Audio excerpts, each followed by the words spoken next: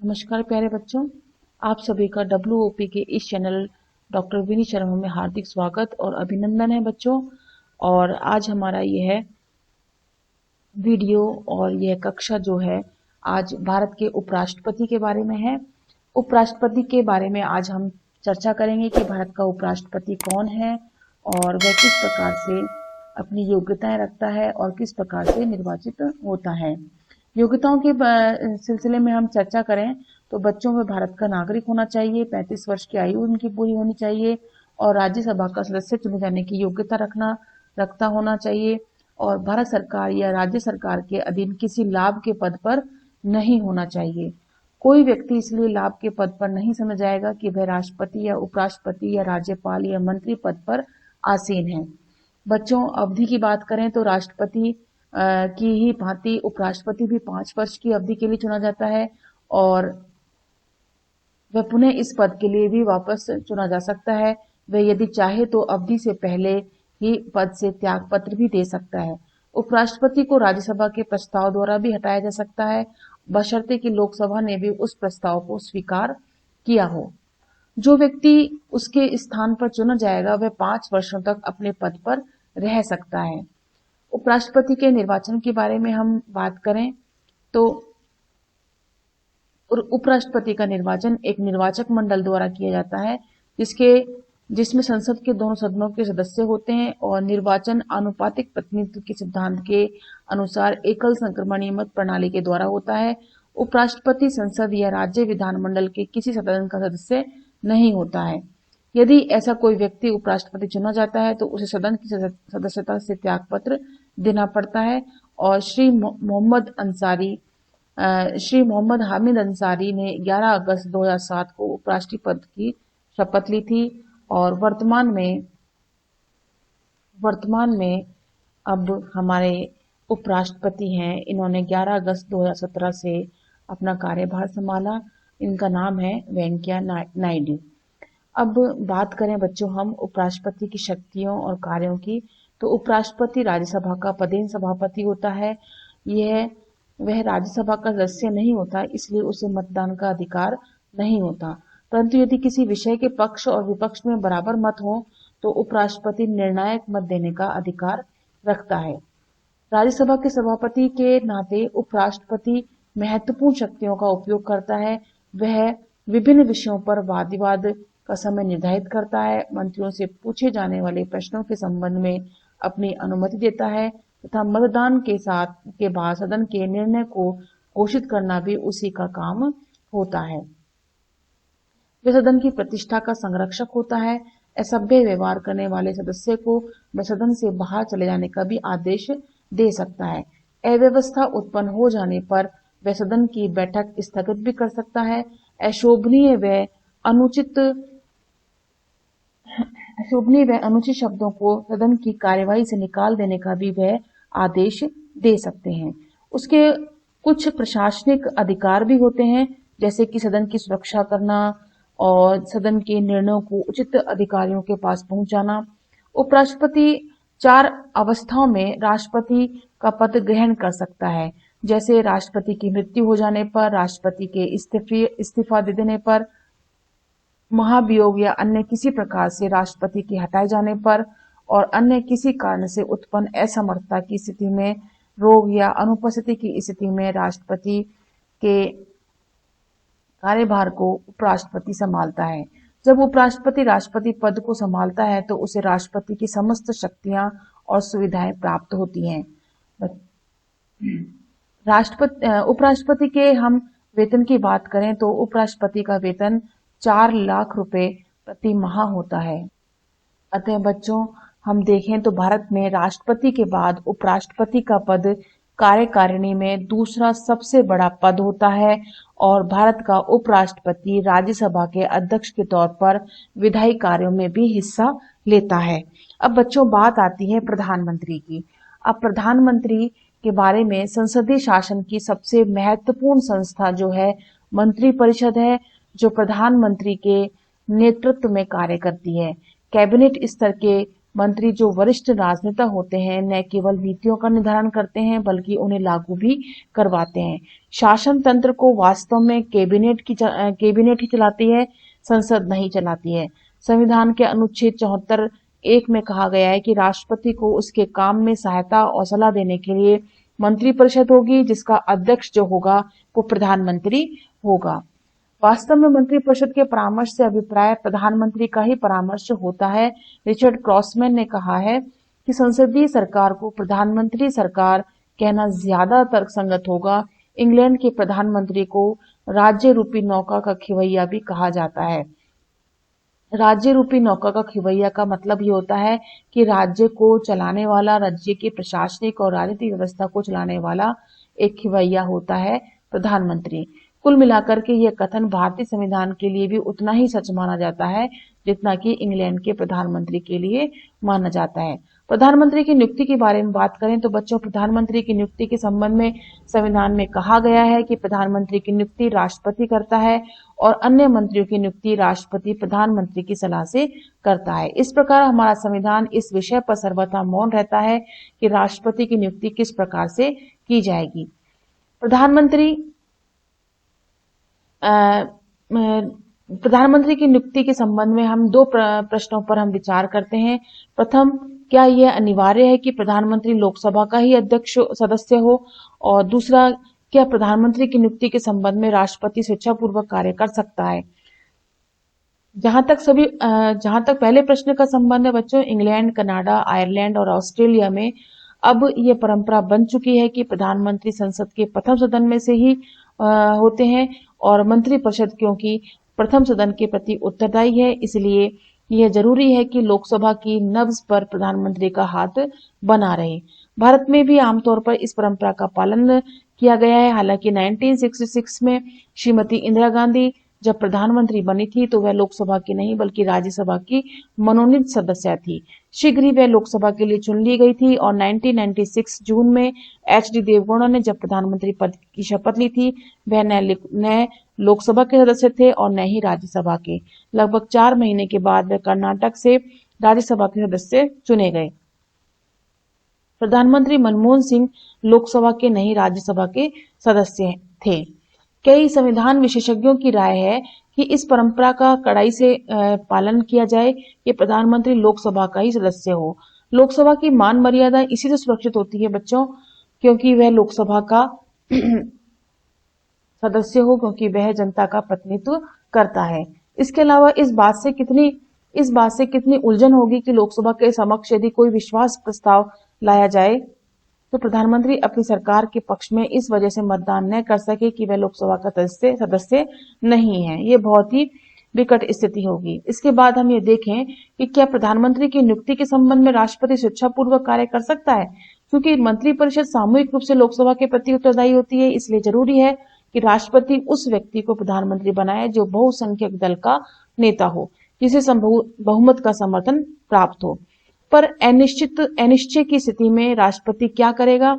संविधान इस बारे में कोई स्पष्ट निर्देश नहीं देता है, सब कुछ राष्ट्रपति के विवेक पर छोड़ देता है। ऐसी परिस्थिति मुख्य रूप से तब पैदा होती है जब लोकसभा में किसी एक दल को स्पष्ट बहुमत न हो तथा कई दलों के नेता यह दावा करें कि बहुमत उनके पक्ष में है।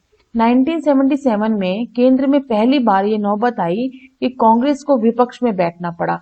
जनता पार्टी सत्ता में आई जो कई राजनीतिक दलों से मिलकर बनी थी। अंत में मोरारजी देसाई सर्वसम्मति से जनता संसदीय दल के नेता चुने गए और गठबंधन सरकारों की विफलता के बाद 1980 में एक बार फिर इंदिरा गांधी के नेतृत्व में केंद्र में कांग्रेस की सरकार आई, परंतु 1989 में से केंद्र में पुनः गठबंधन का दौर जारी हो गया, जिसे कोलिशन गवर्नमेंट भी कहते हैं, कोलिशन पॉलिटिक्स कहते हैं। 9 मार्च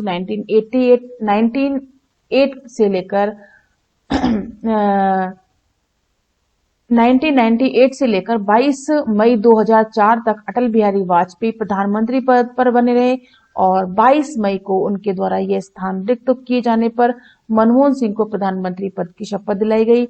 मात्र 145 सीटें जीतकर कांग्रेस लोकसभा में सबसे बड़ी पार्टी के रूप में उभरी। कांग्रेस के नेतृत्व वाली यूपी सरकार को वामपंथी दल बाहर से समर्थन दे रहे थे और 2009 में भारतीय मतदाताओं ने लोकसभा में कांग्रेस को 205 सीटों पर जीत दिला दी। कांग्रेस के नेतृत्व वाले गठबंधन यूपीए को 261 सीटें मिली और कई अन्य दलों ने यूपीए सरकार को बिना शर्त समर्थन देने की घोषणा की। चुनाव परिणामों को देखकर डॉक्टर मनमोहन सिंह के अलावा और कोई व्यक्ति प्रधानमंत्री पद के लिए दावेदारी कैसे कर सकता था, इसलिए राष्ट्रपति को नई सरकार के गठन के लिए मनमोहन सिंह को आमंत्रित करने में कोई कठिनाई नहीं हुई। अब वर्तमान में 26 मई 2014 से अब तक लगातार दूसरी बार भारत के प्रधानमंत्री बने नरेंद्र दामोदर दास मोदी वाराणसी से लोकसभा सांसद भी चुने गए। वे भारत के प्रधानमंत्री पद पर आसीन होने वाले स्वतंत्र भारत में जन्मे प्रथम व्यक्ति हैं और इससे पहले वे 7 अक्टूबर 2001 से 22 मई 2014 तक गुजरात के मुख्यमंत्री भी रह चुके हैं। तो इस प्रकार से बच्चों प्रधानमंत्री की स्थिति और शक्तियों के बारे में हम चर्चा करते हैं कि प्रधानमंत्री की स्थिति और शक्तियों को समझने के लिए हमें यह जानना होगा कि राष्ट्रपति, मंत्रिपरिषद तथा संसद के साथ उनके क्या संबंध हैं और दल व राष्ट्र के नेता के रूप में उनकी कैसी ख्याति है, और इसका विवरण हम इस प्रकार से देख सकते हैं। प्रधानमंत्री और राष्ट्रपति के बीच में हम संबंधों को देखते हैं। संसदीय शासन में कार्यपालिका का वास्तविक अध्यक्ष प्रधानमंत्री होता है और नाम मात्र का राष्ट्रपति होता है। राष्ट्रपति और प्रधानमंत्री के संबंधों की चर्चा इस प्रकार से की जा सकती है। प्रधानमंत्री की नियुक्ति राष्ट्रपति करता है, पर वास्तव में जिस व्यक्ति को लोकसभा का विश्वास प्राप्त होता है उसे प्रधानमंत्री बनाने के अलावा राष्ट्रपति के पास और कोई चारा नहीं होता है। लोकसभा में दलीय स्थिति स्पष्ट न होने पर ही राष्ट्रपति स्वयं विवेक से कार्य करता है। मोरारजी देसाई के त्यागपत्र के बाद चरण सिंह को प्रधानमंत्री पद पर नियुक्त किया गया था। एम.बी. पायली कहते हैं कि चरण सिंह जैसे व्यक्ति को, जो कुछ घंटों पहले देसाई मंत्रिमंडल में उप प्रधानमंत्री थे, प्रधानमंत्री पद प्रदान करना राष्ट्रपति की भूल थी। दूसरी ओर कई ऐसे विद्वान भी हैं जो ये मानते हैं कि चरण सिंह को मौका देकर राष्ट्रपति ने राजनीतिक सूझबूझ का परिचय दिया। चुनावों के बाद खंडित जनादेश की स्थिति में राष्ट्रपति को चाहिए कि उस नेता को सरकार बनाने पर निमंत्रण दे जो उसकी राय में सर्वाधिक विश्वसनीय बहुमत जुटा सकता है। बहरहाल कुछ विशेष परिस्थितियों में प्रधानमंत्री का चयन राष्ट्रपति के विवेक पर निर्भर करता है। तो देखो बच्चों, जिस प्रकार से जब जनता खंडित जनादेश देती है और किसी को बहुमत नहीं मिल पाता है तो राष्ट्रपति अपने विवेक के आधार पर, स्वयं विवेक के आधार पर निर्णय करता है कि वह किसे आमंत्रित करता है। प्रधानमंत्री को बर्खास्त करने के संबंध में भी राष्ट्रपति की शक्तियां बहुत सीमित हैं। यदि राष्ट्रपति ऐसे किसी प्रधानमंत्री को बर्खास्त कर देता है जिसे लोकसभा का समर्थन प्राप्त है तो उनके लिए अन्य किसी व्यक्ति को प्रधानमंत्री बनाना असंभव होता है। यह उल्लेखनीय बात है कि संविधान के अनुसार प्रधानमंत्री और केंद्रीय मंत्रिमंडल का होना आवश्यक है। राष्ट्रपति एक क्षण के लिए भी बिना प्रधानमंत्री के कार्य नहीं कर सकता है।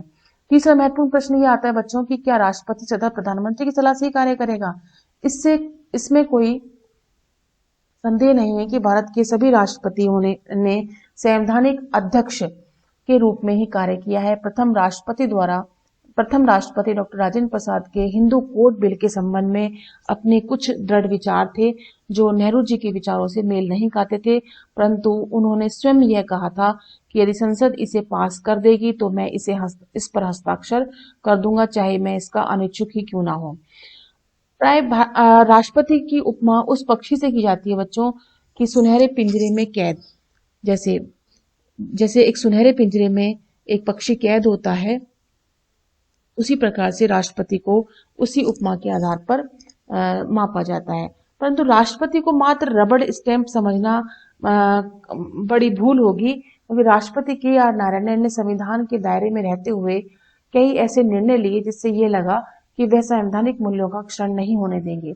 इसी प्रकार से प्रधानमंत्री का यह अधिकार है कि वे राष्ट्रपति को सभी महत्वपूर्ण नियुक्तियों के संबंध में भी परामर्श दे, जैसे राज्यपाल, अटॉर्नी जनरल, महालेखा परीक्षक, विभिन्न आयोगों के सदस्य, उच्चतम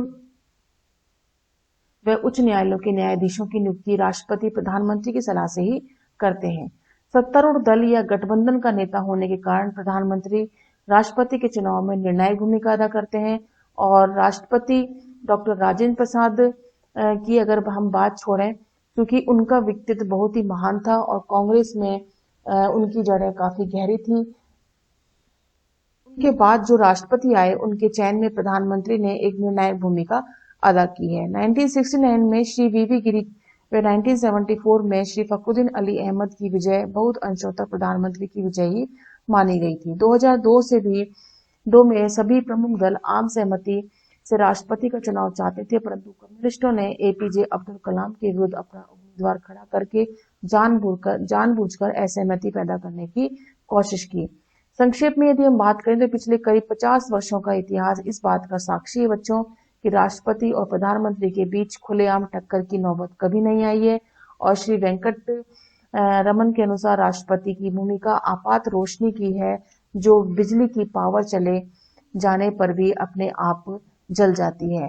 1998 में अन्ना द्रुमक द्वारा वाजपेयी सरकार से समर्थन वापस लेने के बाद राष्ट्रपति ने प्रधानमंत्री को विश्वास मत लेने का निर्देश दिया और साधारण परिस्थितियों में राष्ट्रपति धुरे की कील के समान है और मंत्रिमंडल में उसका जो स्थान है यहाँ उस पर विस्तार से चर्चा की गई है। प्रधानमंत्री की सलाह से ही कार्य करेगा। साधारण परिस्थितियों में राष्ट्रपति प्रधानमंत्री की सलाह से ही कार्य करता है, परंतु गठबंधन सरकारों के इस दौर में अब कोई भी राष्ट्रपति रबड़ की मोहर बनकर काम नहीं कर सकता। प्रधानमंत्री और मंत्रिपरिषद के बीच में अगर हम संबंधों को देखें तो नेहरू के शब्दों में प्रधानमंत्री की स्थिति धुरे की कील के समान है। मंत्रिमंडल में उसका जो स्थान है यहाँ पर उसकी विस्तार से हम चर्चा करेंगे कि मंत्रिमंडल का निर्माण किस प्रकार से होता है। संविधान में ये कहा गया है बच्चों कि प्रधानमंत्री की नियुक्ति राष्ट्रपति करता है, अन्य मंत्रियों की नियुक्ति राष्ट्रपति प्रधानमंत्री की सलाह से ही करता है, परंतु वास्तव में मंत्रियों की सूची तैयार करना, उनके विभागों का वितरण करना, विभिन्न मंत्रालयों के आपसी झगड़ों को निपटाना प्रधानमंत्री ही करता है। मंत्रियों की जो भी सूची राष्ट्रपति के पास भेजी जाती है उसी की स्वीकृति उनके द्वारा हो जाती है, पर इसका यह अर्थ नहीं कि मंत्रियों के चयन में प्रधानमंत्री की शक्ति पर कोई प्रतिबंध नहीं होता। प्रधानमंत्री को कई तरह के दबावों के अंतर्गत कार्य करना पड़ता है। नेहरू अपनी मंत्रिपरिषद का गठन करते समय पटेल, आजाद, जगजीवन राम जैसे व्यक्तियों की उपेक्षा नहीं कर सकते थे। इसी प्रकार शुरू के वर्षों में श्रीमती गांधी को जगजीवन राम, फखरुद्दीन अली अहमद और यशवंतराव चौहान जैसे लोगों के समर्थन की बड़ी जरूरत थी। 1989 में गठित राष्ट्रीय मोर्चा सरकार वास्तव में एक अल्पमत सरकार थी, इसलिए मंत्रिमंडल के गठन के समय विश्वनाथ प्रताप सिंह के समक्ष कई जटिल समस्याएं भी थी और यहाँ तक कि देवीलाल को उप प्रधानमंत्री पद की शपथ उसी समय दिलाई गई जब विश्वनाथ प्रताप सिंह ने प्रधानमंत्री पद की शपथ ली थी। सभी प्रधानमंत्रियों को क्षेत्रीय संतुलन के साथ जातिगत समीकरण भी देखना पड़ता है।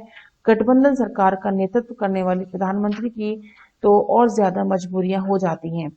मंत्रियों को हटाए जाने पर यदि कोई मंत्री अयोग्य सिद्ध हो अथवा वह प्रधानमंत्री की नीतियों से सहमत न हो तो उसे निश्चय ही मंत्री पद से हाथ धोना पड़ता है और प्रधानमंत्री किसी भी मंत्री को त्यागपत्र देने पर विवश भी कर सकता है और यदि वह त्यागपत्र न दे तो प्रधानमंत्री के परामर्श से राष्ट्रपति उसे बर्खास्त भी कर सकता है। ये प्रधानमंत्री के ऊपर निर्भर है कि वह यदि मंत्री अगर सही प्रकार से कार्य नहीं कर रहा है, नीतियों की अवहेलना कर रहा है, तो वह प्रधानमंत्री जो है उस मंत्री को पद से हटाने के लिए विवश कर सकता है। 1975 में मोहन धारिया को इसलिए मंत्रिमंडल से हटाया गया क्योंकि जयप्रकाश नारायण द्वारा संचालित आंदोलन के विषय में उनके विचार प्रधानमंत्री इंदिरा गांधी से मेल नहीं खाते थे। 1978 में श्री चरण सिंह और श्री राजनारायण को मंत्री पद से इसलिए हाथ धोना पड़ा क्योंकि उनके व श्री देसाई के बीच में गहरा मतभेद था।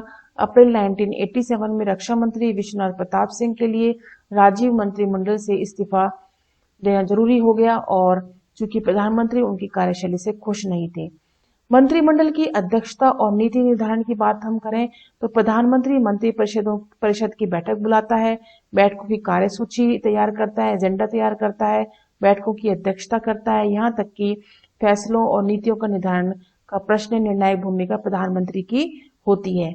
मंत्रियों के विचारों का को कितना महत्व दिया जाए, ये बात इस बात पर निर्भर करता है कि उनका व्यक्तित्व कितना ऊंचा होता है। अगर व्यक्तित्व प्रभावशाली होता है तो उनकी बात की महत्ता होती है, तथा प्रधानमंत्री निर्णय लेने के लिए स्वतंत्र होता है और दबाव में आ गए हैं। जब तक सरदार पटेल जीवित रहे, नेहरू सभी निर्णय उनकी सम्मति से लिया करते थे। इस प्रकार नेहरू, पटेल और आजाद एक ऐसी त्रिमूर्ति के रूप में जाने जाते थे। आपसी बातचीत द्वारा पहले से ही जो निर्णय वे ले लेते थे, उस पर मंत्रिपरिषद की स्वीकृति की मोहर अवश्य लग जाया करती थी। पटेल की मृत्यु के बाद नेहरू एक अद्वितीय नेता के रूप में उभरकर सामने आए और आजाद या पंत उस ऊंचाई तक कभी नहीं पहुंच पाए जिस ऊंचाई पर पटेल थे। लाल बहादुर शास्त्री के शासनकाल में मंत्रिपरिषद सही अर्थों में विचार विमर्श की रंगस्थली बन गई है। शास्त्री जी सभी निर्णय अपने सहयोगियों के परामर्श से लिया करते थे और शुरू में श्रीमती गांधी की भी यही स्थिति थी और 1969 में कांग्रेस के विभाजन और उसके बाद बैंक राष्ट्रीयकरण तथा बांग्लादेश युद्ध में भारत की विजय प्रधानमंत्री की स्थिति में 4 चांद और भी लगा दिए। प्रधानमंत्री अटल बिहारी वाजपेयी को अपने बेजोड़ व्यक्तित्व के बावजूद विभिन्न दलों के बीच तालमेल बनाए रखने के लिए अपनी पूरी शक्ति लगानी पड़ी और मनमोहन सिंह विलक्षण बुद्धि के धनी थे और अहंकार से परे थे, परंतु सरकारी उपक्रमों के निजीकरण, विदेशी निवेश और इतिहास से खिलवाड़ जैसे मामलों में सरकार को वामपंथियों के दुराग्रहों से जूझना पड़ा और 2009 में मनमोहन सिंह सरकार ने अच्छी जीत हासिल कर ली थी। सरकार को अब वामपंथियों या समाजवादी पार्टियों की बैसाखी की जरूरत नहीं पड़ी। प्रधानमंत्री के विशेष दायित्व के बारे में हम चर्चा करें तो शासन के कुछ विभागों पर प्रधानमंत्री की विशेष निगाह रहती है। गुटनिरपेक्षता की नीति के प्रमुख प्रवर्तक नेहरू रहे। इसी प्रकार वित्त के क्षेत्र में प्रधानमंत्री की विशेष रुचि रही। आरंभ से लेकर आज तक ऊर्जा, पेट्रोलियम, ग्राम विकास प्रत्येक प्रधानमंत्री के लिए एक महत्वपूर्ण समस्या रही। और जहां तक योजना का प्रश्न है, सभी प्रधानमंत्री योजना आयोग के अध्यक्ष रहे हैं और प्रधानमंत्री श्री नरसिम्हा राव ने आर्थिक नीतियों के मामले में लीक से हटकर कई निर्णय लिए। प्रधानमंत्री वाजपेयी ने पूंजी निवेश को बढ़ावा देने और वित्तीय घाटे पर नियंत्रण रखने की नीति अपनाई। उन्होंने विदेश नीति को रचनात्मक रूप दिया, पाकिस्तान के साथ दोस्ती का हाथ बढ़ाया और इजरायल के साथ पूर्ण राजनीतिक संबंध भी स्थापित किए। प्रधानमंत्री मनमोहन सिंह ने अमेरिका और यूरोपीय देशों के साथ नजदीकी बढ़ाई, पर अपनी पहली अवधि के दौरान आर्थिक सुधारों के क्षेत्र में वह कठोर फैसले नहीं ले पाए। उपरोक्त विवेचन से ये सब स्पष्ट है कि प्रधानमंत्री मंत्रिपरिषद रूपी मेहराब की आधारशिला है। वह मंत्रिमंडल के जीवन का केंद्र बिंदु है और उसके त्याग पत्र का अभिप्राय यह है कि सारा मंत्रिमंडल ही भंग हो जाएगा। तो बच्चों, इस प्रकार से हमने बात करी प्रधानमंत्री और मंत्रिपरिषद के आपसी संबंधों की बात करी कि वह किस प्रकार से तालमेल बिठा करके प्रशासनिक व्यवस्था और राजनीतिक व्यवस्था को संचालित करते हैं। अब इसके साथ ही हम यह वीडियो यहीं समाप्त करते हैं और नेक्स्ट वीडियो में हम प्रधानमंत्री और संसद को लेकर के साथ आएंगे। तब तक के लिए हम आपसे विदा लेते हैं। नमस्कार और धन्यवाद।